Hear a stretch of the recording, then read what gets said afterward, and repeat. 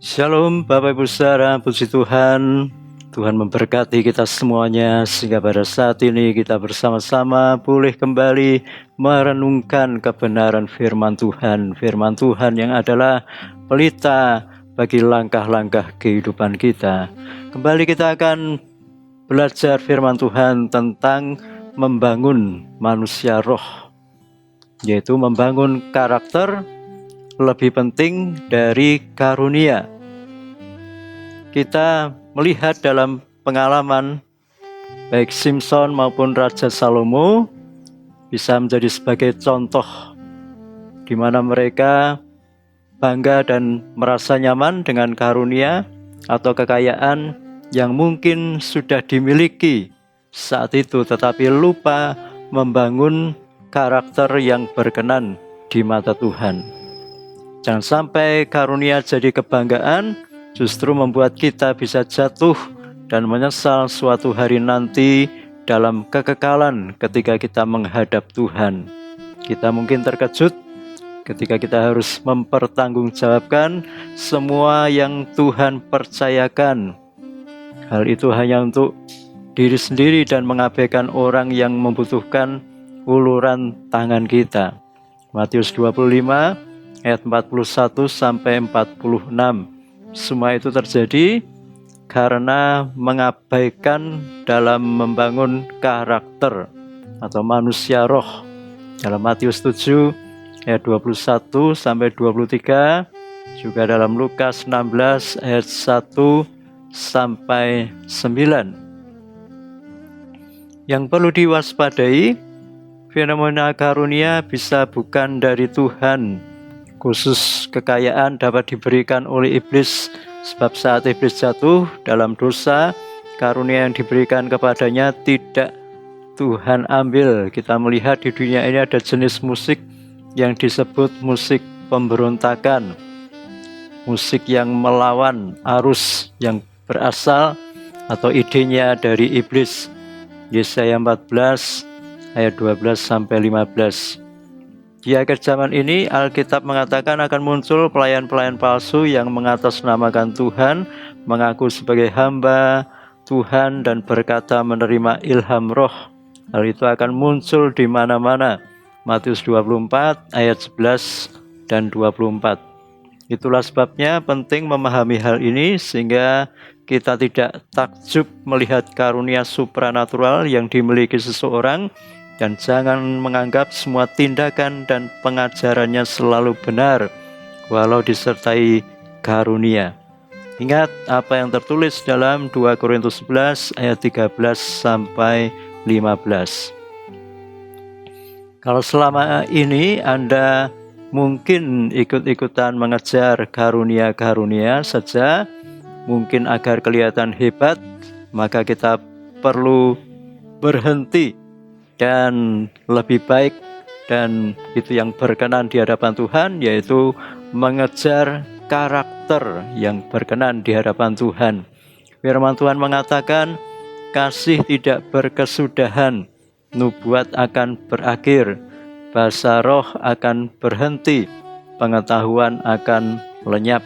1 Korintus 13 ayat 8. Dengan kata lain, karunia-karunia tidak akan berguna dalam kerajaan surga, hanya berguna selama di bumi ini, atau karunia hanya sesuatu yang bersifat kulit atau kemasan, sedangkan isinya yang jauh lebih penting yaitu karakter, yaitu buah-buah roh, di mana hal itulah yang harus kita bangun. Walaupun demikian, jangan kita beranggapan karunia tidak penting seperti buah dalam kaleng. Kalau tidak memakai kaleng yang bagus, isinya juga bisa rusak, bukan? Karunia perlu, tetapi yang lebih penting yaitu pembangunan karakter, membangun kehidupan manusia roh daripada mengejar karunia, menghasilkan karakter lebih baik. Sebab karakter tak berkesudahan sampai dalam kekekalan nanti. Mengapa banyak orang percaya dan hamba Tuhan sudah berdoa meminta karunia dari Tuhan belum juga dijawab? Walau sudah sekian tahun lamanya, meminta kepada Tuhan? Mungkin karena Tuhan lebih sayang akan keselamatan jiwa umatnya. Tuhan tahu umatnya bisa tahan, mendapat kelimpahan, tidak jadi sombong atau jatuh dalam dosa-dosa. Dan Tuhan juga tahu siapa yang tidak tahan mendapat kelimpahan karunia-Nya. Tuhan melihat karakternya. 1 Korintus 12 ayat 31. Dalam hal ini penting untuk diketahui karunia atau berkat diberikan sesuai dengan kehendak Roh Kudus, bukan menurut keinginan kita, seperti yang sering kita dengar dari beberapa hamba Tuhan yang mengajarkan bisa meminta apa saja menurut keinginan dan impian kita. Tuhan memberikan karena memang disediakan dengan limpahnya. Dengan dasar Yohanes 15 ayat 7, pasal 16 ayat 24, 1 Yohanes 3 ayat 22, 1 Yohanes 5 ayat 14 sampai 15. Konsep seperti itu hanya mengetahui satu bagian saja tanpa melihat kebenaran firman Tuhan secara utuh. Segala sesuatu sesungguhnya menurut kehendak Tuhan atau kedaulatannya, bukan menurut keinginan manusiawi kita. Kalau berpikir begitu sama dengan menilai Tuhan hanya seperti pin ATM. Bila kita meminta dengan dasar ayat saja, bukankah pandangan seperti itu menyamakan Tuhan tidak memiliki kehendak dan kedaulatan? Sebab Tuhan menentukan apa yang dikehendakinya untuk memberi seseorang walau belum memiliki karakter yang baik, memberi kelimpahan kepada seorang yang jelek karakternya adalah kedaulatannya. Jadi kalau kita meminta sesuatu hanya menunggu kapan Tuhan memberikannya, walau yang kita minta seturut kehendaknya, kita menunggu saja waktunya. 1 Korintus 12 ayat 7, Yakobus 4 ayat 15.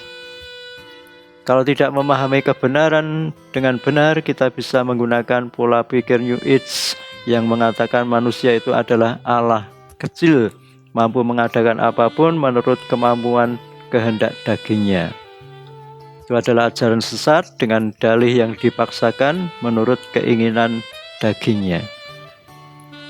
Kesimpulan dari perbedaan antara karunia dengan karakter adalah seorang yang mendapat karunia tidak harus membayar apa-apa, tetapi untuk mendapat karakter, buah-buah roh, harus membayar harganya dengan menyalibkan kedagingannya, keakuannya. Seseorang mendapat karunia tidak selalu ajaran dan hidupnya berkenan di hadapannya, atau dengan sendirinya seorang yang diberi karunia pasti mempunyai karakter yang baik. Kalau seseorang mengutamakan membangun karakternya daripada mengejar karunia saja, maka orang itu akan mendapat karakter dan karunia bersamaan. Tetapi kalau mengejar karunia, maka ia akan berakhir di dunia ini saja. Mari kita sujud di altarnya dan menaikkan pujian diam di hadirat-Mu. Mari kita bersaat teduh bersama keluarga, agar kebenaran firman Tuhan ini meresap dalam roh dan berbuahkan karakter sesuai kehendak-Nya. Nama Tuhan dimuliakan lewat hidup kita yang berkarakter kerajaan Allah. Amin untuk firman Tuhan pada saat ini. Tuhan Yesus memberkati kita semuanya.